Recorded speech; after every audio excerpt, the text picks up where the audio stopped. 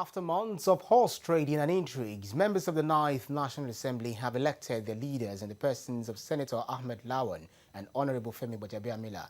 The federal legislature has now begun another parliamentary journey in the democratic dispensation. Good afternoon and welcome to Standpoint. I'm Ibrahim Shita. With me in the studio is a member of the 9th House of Representatives, Dr. Francis Otagbo, is member representing Ado Opoku Ogbadibo Federal Constituency in Benue State. He's a member of the People's Democratic Party and member Media Committee of the 9th House of Representatives. Thank you so much for joining us on the program. Quickly before we get into the program proper, or get into the discussion of the program, a considerable member of the PDP went for Honorable Femi Gbajabiamila as well as Honorable Ahmed Lawan. Why is it that members of the PDP decide to go against the choice of the party? The decision, in my own opinion, the decision to back Bago for the House of Reps and Senator Ali Udume for the Senate presidency actually came very late. That is what we think. At the time the party took that decision, most members and senators had made up their minds as to who they wanted to support. And for the House of Reps, that was exactly what happened. And we saw that we felt that Femi actually had the 3 C's. What are the three C's? Courage, competence, and the character to lead the House. That was exactly what happened. Most members just went for him. Bago, a gentleman in his own right, he was not able to actually carry people along. He was not able to endear himself. But this is a choice of your party. Yeah, but the choice of the party came late. You know, I am one of those people who actually believe that we as a party should have fielded a candidate. I actually canvassed that position. They didn't accept with me. I wanted a situation where the PDP will bring up a PDP person. Then we'll go into the APC and poach APC lawmakers and produce a PDP speaker. It's possible. Everything is possible in politics. But that didn't happen.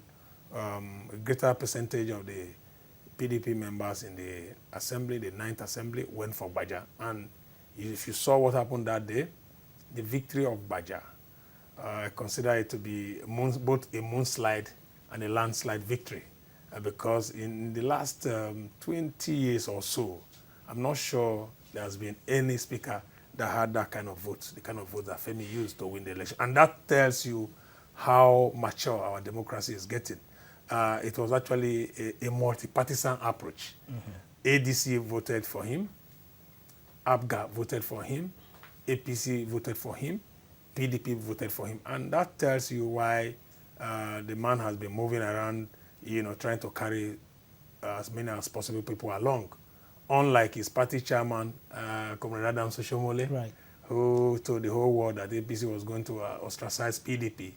Baja has come out clearly to tell Nigerians that he will carry PDP along in everything. And he has shown that after his emergence as Speaker and his deputy, Wase, the first sitting, he was able to hit the ground running, putting together 3 committees, the Welfare Committee, the Select Committee, and the Media Committee, which I'm privileged to be a member. Let me cut you in there. We'll definitely get really deep into this. Now, the PDP is really irked by this action of the members going for, you know, those the APC, the National Working Committee, decides to put forward as leadership for the 9th Assembly.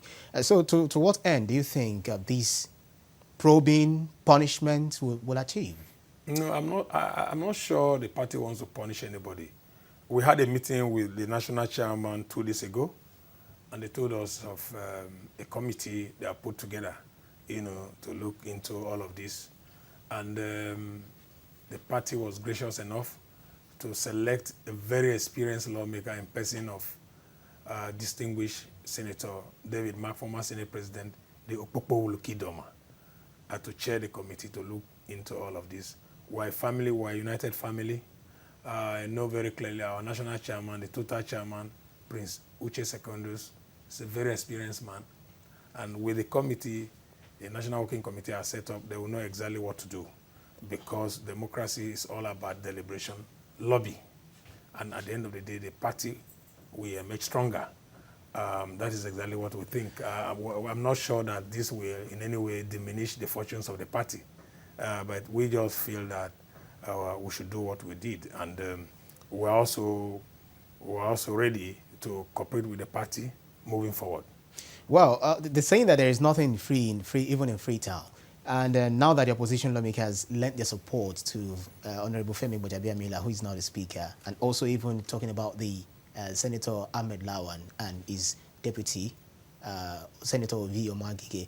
So what is in it? Because the most popular FM, they say, in the world is WIIFM. What is in it for me? So what is in it for the PDP for taking this particular position?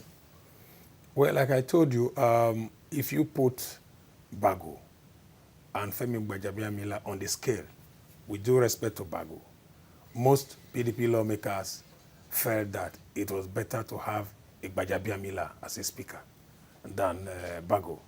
And so far, he hasn't disappointed us. No, I'm saying, what is your party, what does your party stand to benefit? That is the point I'm making, is we just feel that by so doing, the legislature will be strengthened because you have a man who has the capacity. That's on a broad scale. Yes, that's on a broad scale. Even some of the lawmakers, when they were lobbying ahead of the speakership election, the leadership election, let me just put it that way, they said they had some conversation with the opposition parties in the National Assembly. So what are some of the things, what are some of the promises that were put on the table? The point, I don't want to delve into that because there are a lot it's good for Nigerians. There are a lot of information, there are a lot of information out there as to what had been promised, PDP and all of that. I don't want to go into that. That one has to come from the mouth of the leadership. But the point I'm making is that a greater percentage of the PDP lawmakers went for Gbaja because they feel that he has the competence, he has the character and the courage to do what is necessary on the floor. And most people also think that with him, the institution of lawmaking will be strengthened because he has a lot of experience. He's been there for years. That was actually what informed the decision of a greater percentage of the PDP people. Because I know very clearly, out there they talk about committees and as I speak to you, nobody promised me a committee chairmanship or whatever. Nobody. Most of the people who voted for Gbaja, none of them had that opportunity of being told you are going to head this committee, you are going to head the other committee. So moving forward, you are not also having that kind of feelings that now that we have the 9th Assembly leadership emerged, and some Nigerians feel that the independence of the legislature has been sacrificed on the altar of altar of party supremacy. So that is why some are saying the leadership of the National Assembly will kowtow to the caprices of the executive. Thank you very much for being a rubber stamp, to use that word that is being used generally. So do you know the same feelings? Let me tell you this. It is not possible for the legislature to be a rubber stamp or to be in the pocket of the executive. You could go back memory lane when Anyim, distinguished Senator Anyim, Pius Anyim, was brought as Senate President. What happened? People said, oh, the then President Obasanjo was going to pocket him. But he stood his ground because he knew very clearly that it is a different ball game in the legislature. There's no way the executive can pocket the legislature. It is only at the state level that you have that. But at the national level, the legislature has actually built that reputation for itself, as a body that cannot be pocketed by the executive. Of course, if you look at the principle of separation of power as espoused by Montesquieu, you know very clearly that the executive and the legislature were not meant, to be subservient to each other.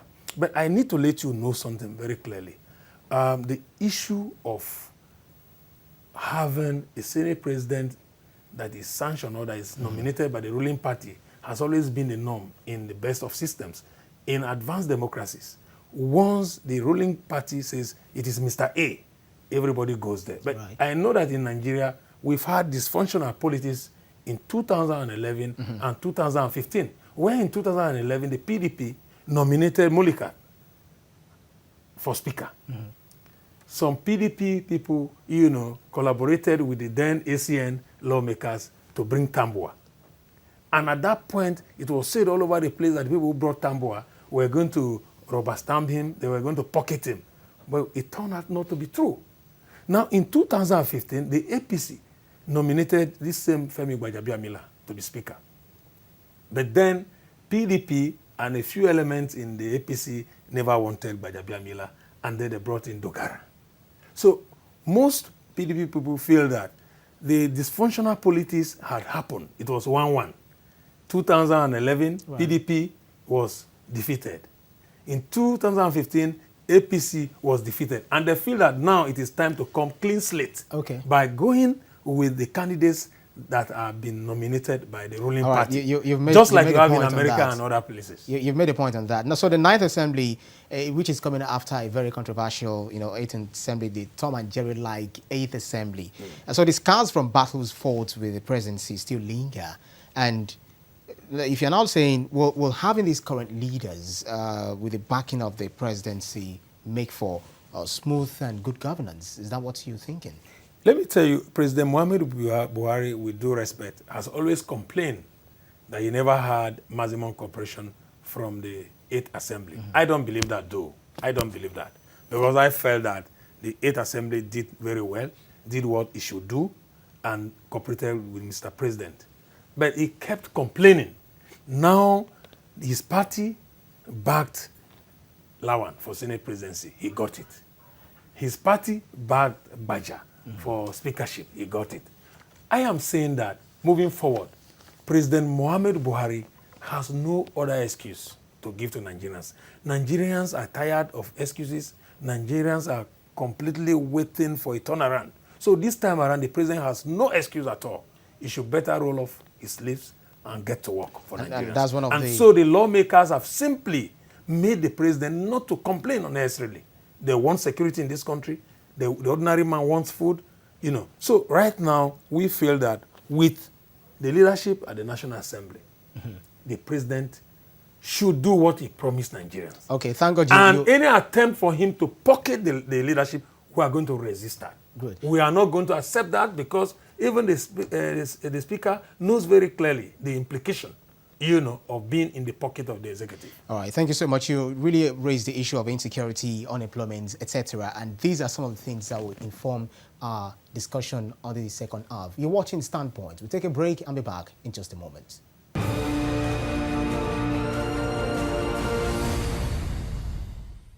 Welcome back to Standpoint. We've been discussing national issues and especially the role of the 9th Assembly in this next level that we find ourselves this time round. I've been speaking with Dr. Francis Otta Agbo. He's an honorable representing Ado Okpokon of Gbadibo Federal Constituency, Benue State. I hope I tried very well. You tried.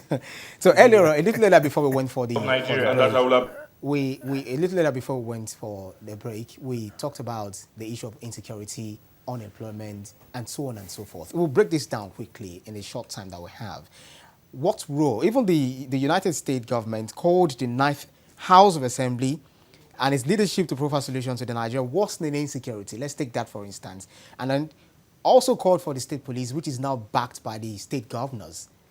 What role with the National Assembly, the 9th Assembly, especially where you belong, which is the House of Representatives, how do you think you can really help the executive to achieve this? Thank you very much. With due respect to the executive, I want to say that even the 8th Assembly did everything that Mr. President wanted them to do to check insecurity in the country. Billions upon billions were approved for him. But I don't know what the problem is. I think that it is high time the president rejigged the security apparatchik of this country. I think that he just has to do that quickly because the way the country is going, we may not have a Nigeria tomorrow to secure. The insecurity is very high. So asking what we intend to do to help the president tackle insecurity in the country, the immediate past National Assembly did everything the president requested.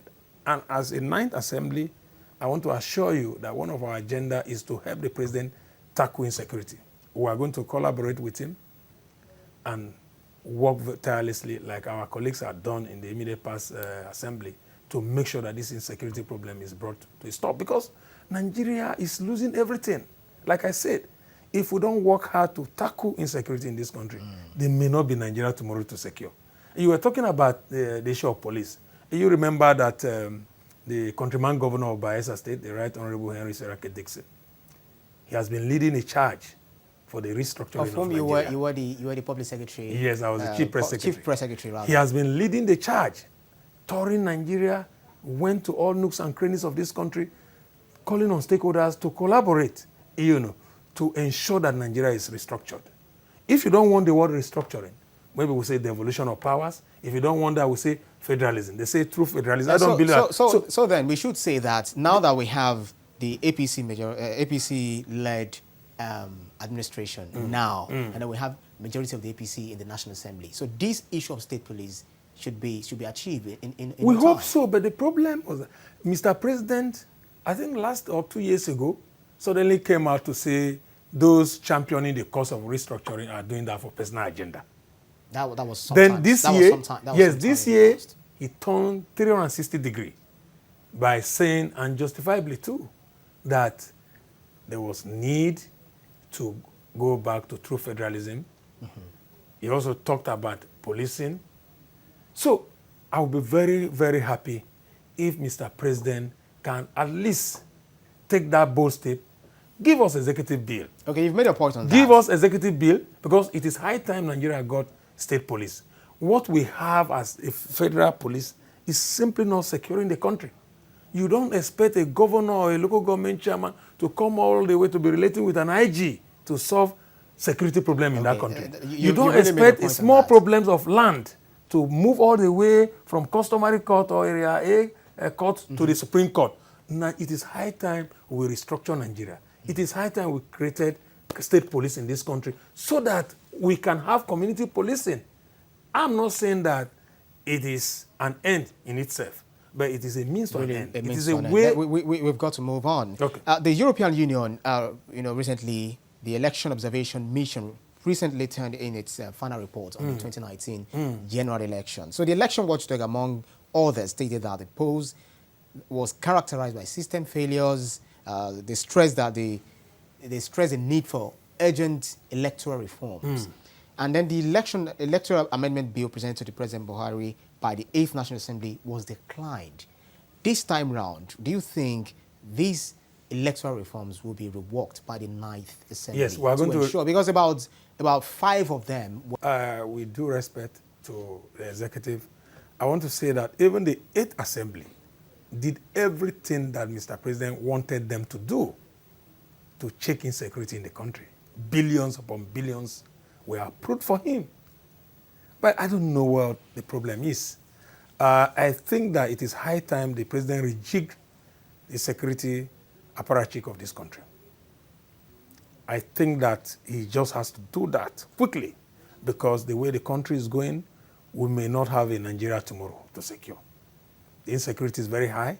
So asking what we intend to do to help the president tackle insecurity in the country, the immediate past National Assembly did everything the president requested. And as a 9th Assembly, I want to assure you that one of our agenda is to help the president tackle insecurity.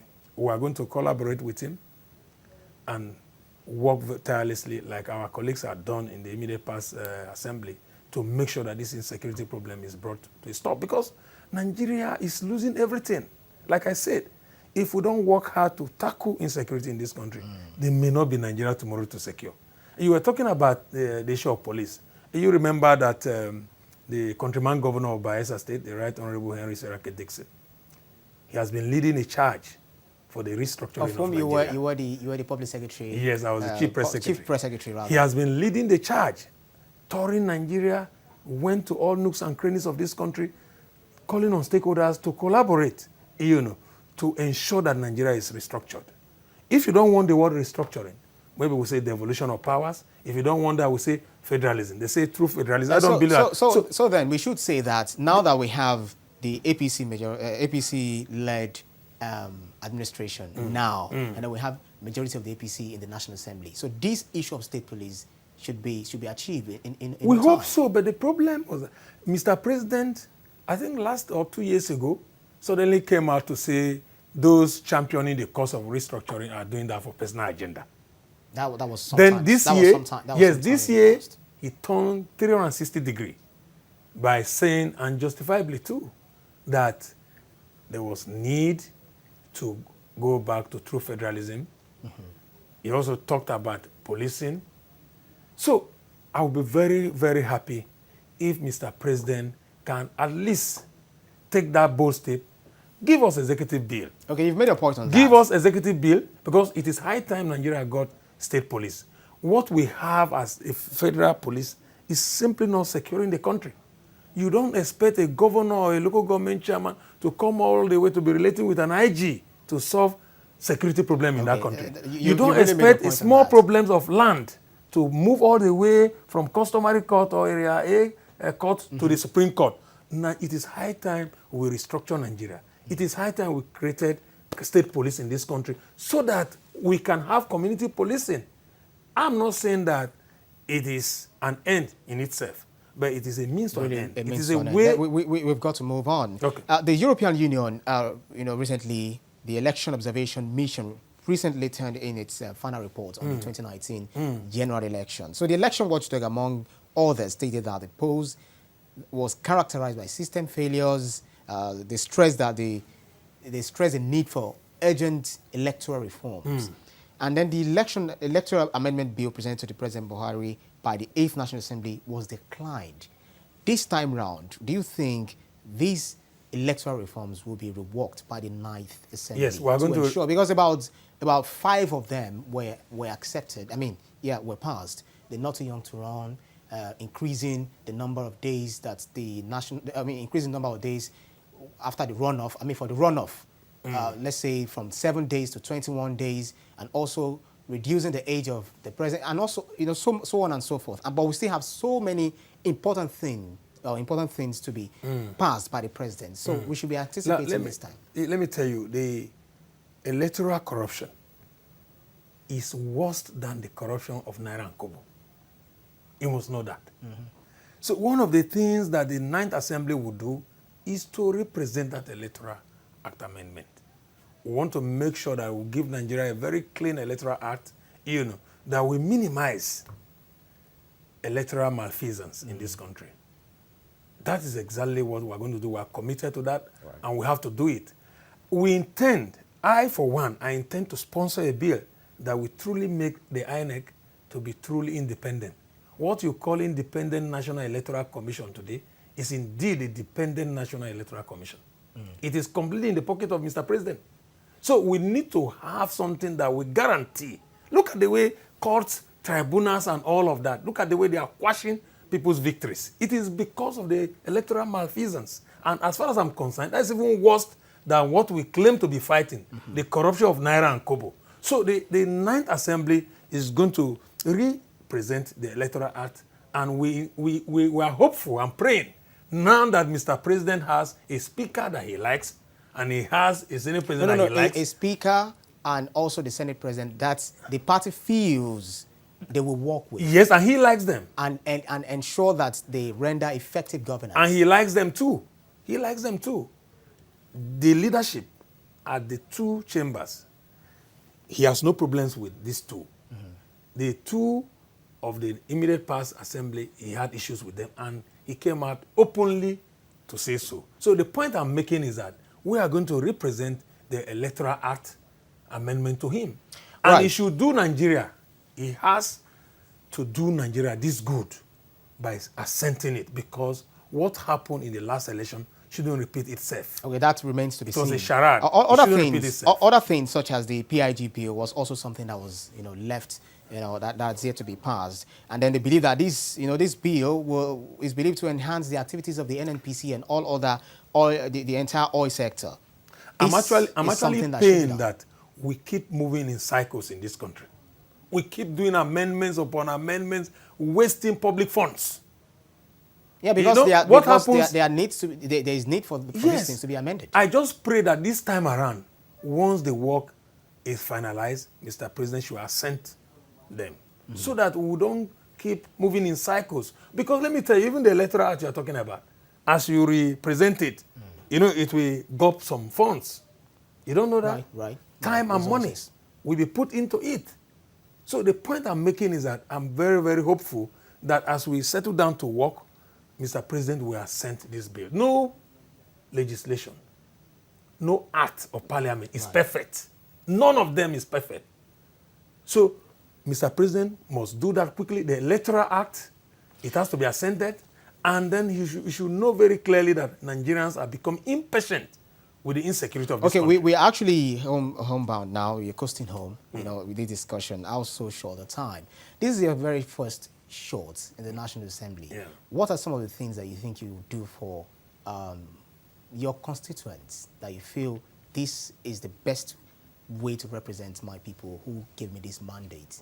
Okay, thank you very much. I believe very clearly that a lawmaker has 3 responsibilities: the oversight function, effective representation, and sponsorship of bills, that dovetails into making laws for the good of the country.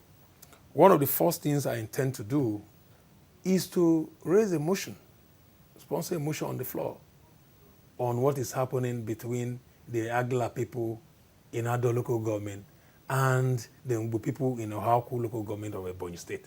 As I tell you, Ibrahim, from Otukpo to Agla, the road is completely impassable. You can't pass it. So I intend to lobby the federal government so that they will take the road to Agla and then link the road to Ebonyi State. I feel that once that is done, you have minimized crisis. Because as I speak to you now, there has been these perennial clashes between the Agla people and Ngbo people. Agla is the only community in Nigeria that I know that as you enter the community, if you go to the churches, you see clergymen having the Bible on one hand and AK-47 on the other hand because of insecurity. They are fighting. We want all of that to go off, and we are praying that that will work out. Now, Honorable Francis, we've got to go home. And in particular, you raised the issue of insecurity again in another part of Benue State, and it was in the news largely before it was now brought down to, at least a reasonable peace is being experienced. I intend to sponsor bills that will definitely, touch the lives of the ordinary people. To talk about this. We'll bring you back to talk about this on this program. We're promising orphans, widows, and youths. They are targets. We're going to read Dr. them. Francis Otta Agbo, representing Ado, Opoku, Ogbadibo Federal Constituency, Benue State. Thank you so much for coming on Standpoint. Thank you, Brian. Thank you. And that's our show. That's our show on today's edition of Standpoint. Thank you so much for watching. Remember, you can watch a repeat of this edition today by 7:30 p.m. and tomorrow by 7:30 a.m. I'm Ibrahim Shita. Enjoy your day. Bye-bye.